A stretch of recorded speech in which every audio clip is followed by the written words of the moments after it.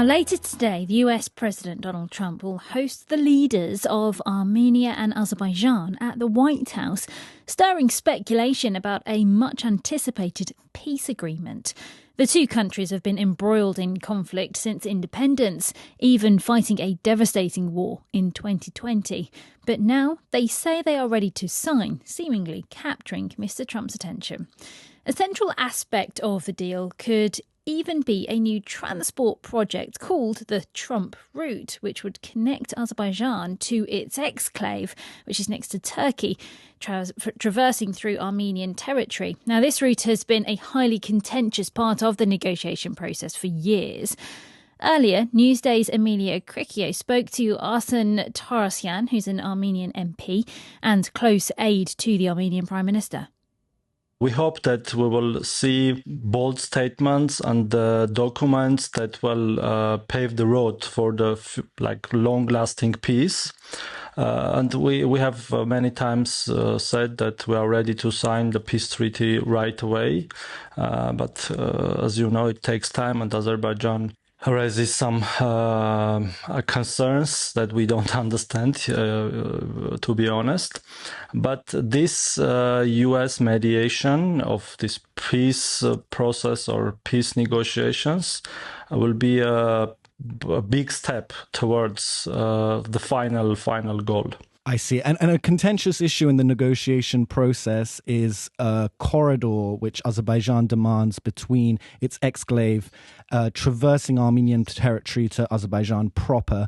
Armenia has said that it is not in favor of a corridor per se, but it is happy for transport links to be unblocked. There was this term that was appearing in the press, Trump Bridge or Trump Road, which is kind of a new proposal. Is there anything you can tell us about this? I can just reaffirm our position that we are in favor of opening all the existing and even non-existing communication links, including like roads, railway, pipelines, electricity cables, internet cables. And all this should be based on these four pillars. It's territorial integrity, sovereignty, jurisdiction, and the reciprocity. And we have never committed any corridor to anyone under anyone's control. But to make this happen, we are ready to include partner countries or organizations to make this happen. And hopefully this visit and the statements afterwards, again, will be the starting point to quickly move towards this unblocking. And when Armenia and Azerbaijan were embroiled in a war in 2020, the White House did attempt to mediate and announced a ceasefire, which collapsed soon after. It didn't materialize.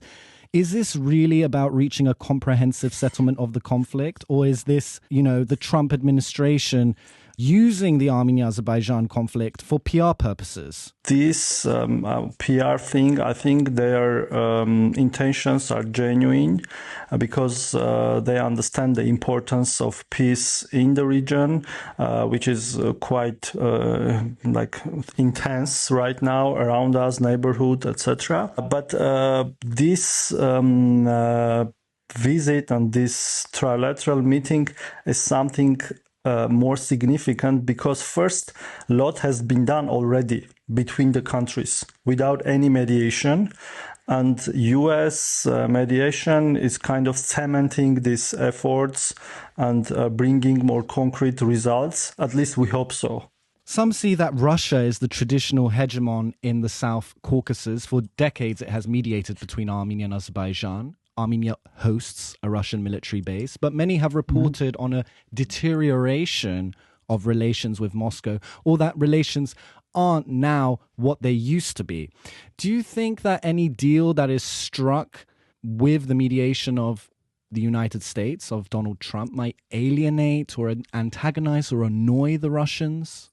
This deal or any other deal between Azerbaijan and Armenia is not against any third party, whether it's Russia or Iran, because we have Iran also neighbor. But yes, you are right saying that Russia has been here like for decades, I would say for centuries, at least 2 centuries.